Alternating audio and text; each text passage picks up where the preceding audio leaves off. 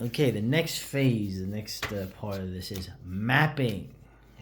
We like maps. I like maps a lot. I like geography. Obviously, you do as well.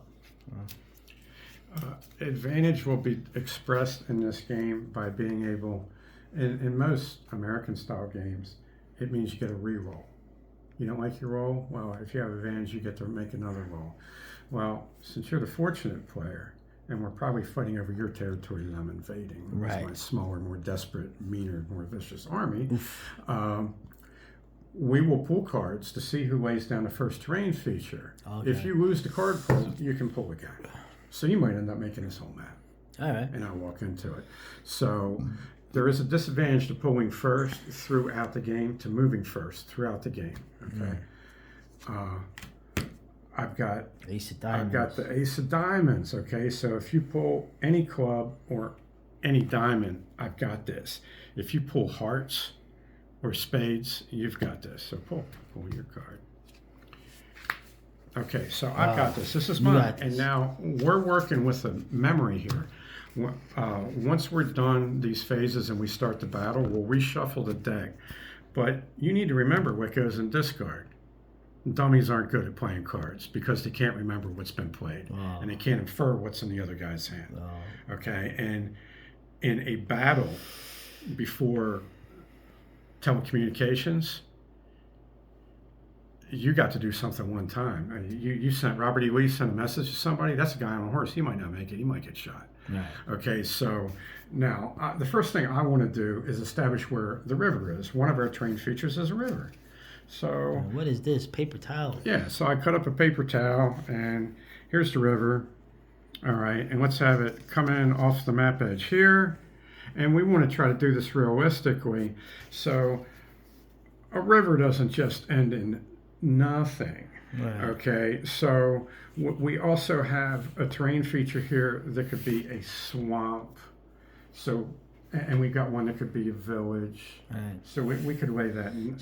We could lay that next. So now you made this up beforehand. We have a village. Right. We have a wood. We have a hill. We have a swamp.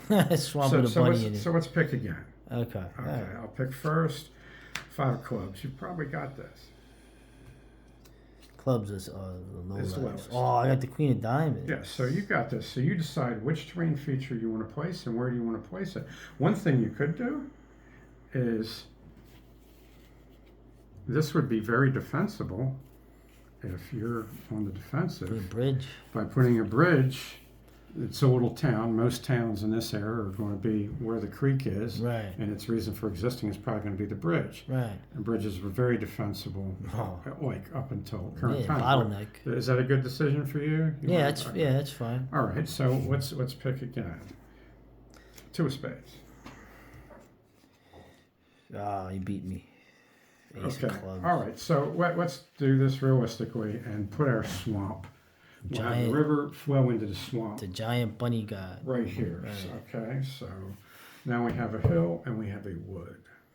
So we're picking each individual. Yeah, where it's going to go, and you could have more terrain features in this. You could have 6 guys playing, and I would like bar coasters, and in that way I could put down a hill, a level 1 hill. And then if you pick the next hill, you say, so you know what, let's make this level 2 hill. Beer Coast is a hill. Well, I whooped your ass right here. So. Okay, so which one do you want to place and where do you want to place it? I want to put this. I assume you're on that side, I'm on this side. Right. I want to put this here so I can have the high ground. Which is for filming. In the game, we would have actually pulled cards to see who gets to decide what part of the table it is. Oh, okay, all right. But we were filming this, so this is good. Yeah, so I'm on this side already. Right. So now we're pulling a card again. 7 of diamonds. You pull. 10 of diamonds. 10 of diamonds. You got. So you decide where the woods are. Oh, the woods. You can fall back into the woods and okay. So this give you problems. This represents the fortunate player being able to kind of decide where the fight happens. Right. He's being invaded. Usually you had bigger countries being invaded. Right. Like China being invaded by horsemen. Vicious right. So we've done that phase. That's mapping. Now the effects of the map. Certain types of units can't move into woods, into a wood. The horsemen are very good in swamps. Battalions are not. Batteries can't go into swamps. Detachments of foot can go into swamps, but there's reduction in movement. Woods slow down cavalry. You can't move in a battalion in column through woods. They have to move in line, which makes them not as good in close combat.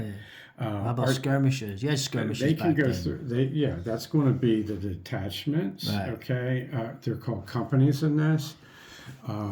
They own the woods. That's kind of like your Indians and your riflemen. Yeah, Jaegers. The artillery you could set up in a wood facing out, but then you can't move it within the time frame of the game.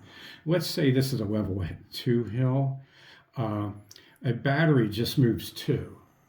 That's your cannon. Right. So it would be. It can't move onto a level 3 hill within the time frame of the game, because that would be like an engineering project. Right. And a battle is happening like in the afternoon. Yeah, exactly. Okay, so it would take a battery's entire movement just to move up on the hill. So of course, if you have a battery of artillery, you're going to put it right here. Hell yeah! I want the high ground. Yeah, right? Okay, so and there's advantages to being on a hill, of course. There's disadvantages to moving up on it. So starting on a hill is great.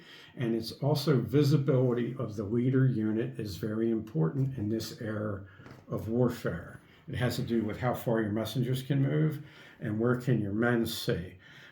If certain things happen in a battle, any of your penny units that are out of sight of the leader unit might just disappear. Right. They won't be there anyhow. Yeah.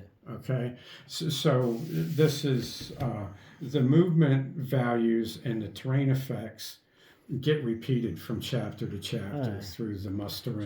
So basically, sum it up though with the card polls, obviously, and the ranking of it. That's how you decide each terrain feature, and you can make the possibilities for terrain features are endless. Okay. Other than obviously woods, mountains, bridges, stuff, but you can make other things. That you can make like a ruined city or farms or something, or you could even make a city. I guess you could like try to draw someone into urban combat, or a fort. You could have forts. And there was the Battle of Waterloo was in part decided by the fight for Hougoumont, the Rock. It was an estate on a rocky eminence. It wasn't even like it wasn't like a Dracula castle on a hill or anything, but it was just enough to give men in line with rifles a big advantage over men in column. And there was one of the better Napoleonic war games I played was called the Rock of Hougoumont. This is, in some historians' opinion, where Napoleon lost the battle was at Hougoumont. Which was like a division level engagement on the side in this vast battle. See, I will admit I'm not so familiar with Napoleonic warfare, and like you said, that's the sweet spot. That's when you still have brutal firepower and guys going at it with steel, in equal amounts. And it's where what became known as combined arms warfare in World War II. It was developed. The crucible of it was the black powder era. Right. Okay. Okay. After World War I, it's like, okay, we got to replace these horses with something. Yeah, with tanks and armor. Right? Yeah, making armor. Right. But that's fascinating. So I'm learning. I'm going to be learning about. So that you're stuff. getting all these advantages as the fortunate player. Right.